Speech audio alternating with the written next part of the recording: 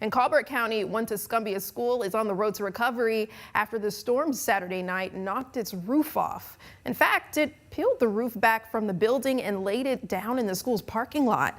School staff and roofing crews have been cleaning all weekend to get it ready for operation. However, they're waiting on city utilities crews to make their way over to the school for repairs. Fox 54's Caleb Aguayo has more on the efforts to bring students back to campus.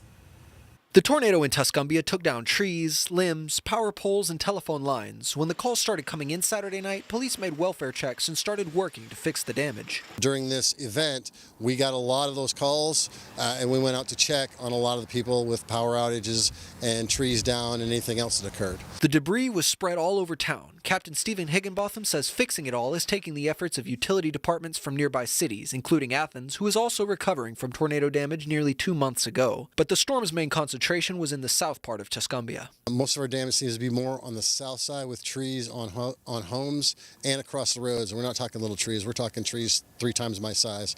So there's a couple of roads on the south side that are still blocked from that. For much of the city of Tuscumbia, it was fallen trees or down power lines. Crews have been working all day to fix the damage and blocking entire neighborhoods to do so. But Thompson Intermediate School was right in the path of the tornado, which ripped its roof right off the building and sent pieces flying into the parking lot. The roof membrane and was peeled back, put into the parking lot.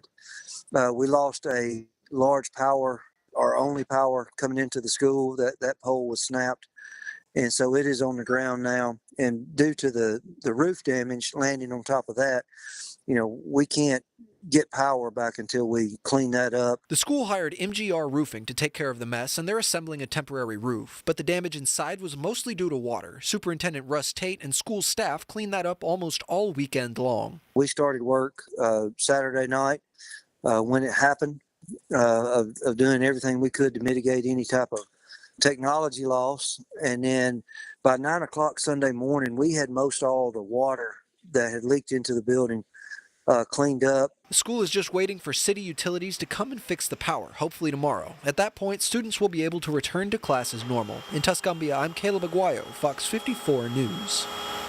Tate says they hope students can return to school Wednesday. They plan to make permanent repairs to the roof over the summer.